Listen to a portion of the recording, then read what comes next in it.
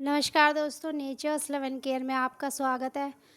दोस्तों, मैंने अपने चैनल का नाम नेचर्स लव एंड केयर इसलिए रखा है क्योंकि हर चीज़ जो नेचर ने बनाई है, जो कि प्रकृति में ऑलरेडी है, भगवान के द्वारा बनाई गई, वो सब कुछ नेचर के अंदर आ जाता है, प्रकृति के अंदर आ जाता है।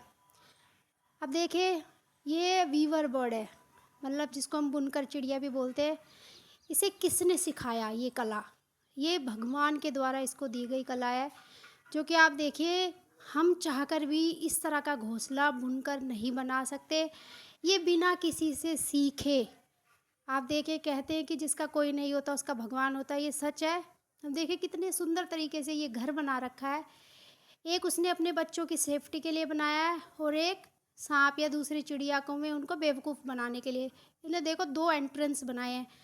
अब ये देखिए, इंसान से ज़्यादा समझदारी इस एक चिड़िया में देखी गई है।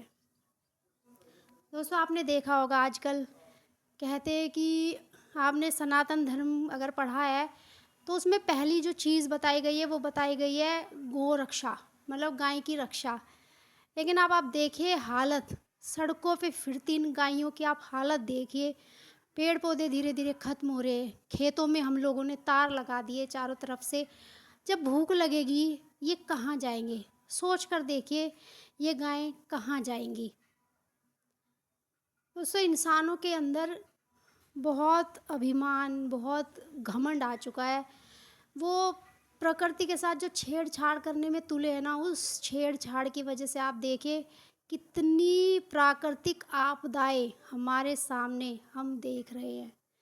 ईश्वर के द्वारा या प्रकृति के द्वारा बनाई गई सारी चीज़ें ऐसी हैं कि उनके साथ की गई छेड़छाड़ इंसान के लिए बहुत ज़्यादा घातक हो सकती है, जिसको टाइम रहते हम लोगों को समझना पड़ेगा।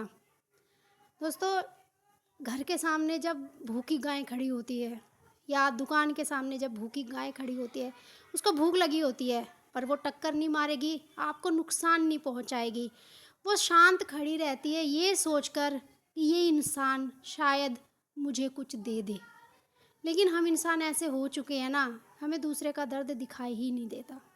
अगर प्रकृति को देखा जाए, प्रकृति फल, फूल, पत्ते, इवन अपना तने से निकली जो उसकी छाल होती है, अपने एक पेड़ जो है ना, वो अपने आप से हर एक अपना हर एक हिस्सा इंसान के लिए दे देता है। चाहे वो फिर फल है, फूल है, चाहे वो उसके पत्ते हैं, चाहे वो उसकी छाल है, जो भी है, और उसमें भी वो खुश होता है।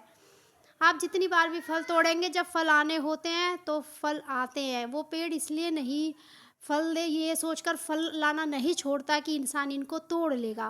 वो खुश होते हैं, खुश होकर फल देते हैं। भगवान ने हमेशा यही कहा है कि अगर आपको इतना भगवान ने समर्थ बनाया है कि आप दूसरों की मदद कर सके, दूसरों की ज़रूरत पड़ने पे उनका साथ दे सके तो दीजिए। क्योंकि दोस्तों, जाते वक्त ना यही साथ काम आएगा।